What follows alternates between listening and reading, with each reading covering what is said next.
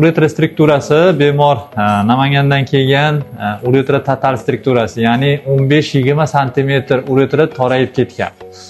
Bu bemorda birdaniga boshlanib qolgan holat emas. Bu uzoq vaqt davomida boshlangan.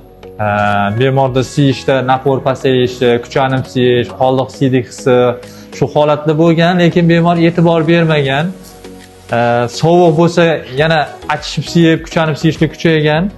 Issiqqa chiqsa holat yaxshilanib qolgan, lekin bemor e'tibor bermagan. Vaqti kelsa siyishda muammo bo'lganda temir kirgizgan, bujlangan va oxirgi holatda avval kichikroq santimetrda bo'lsa bemor tatalniy, ya'ni 15-20 santimetr holatga keldi.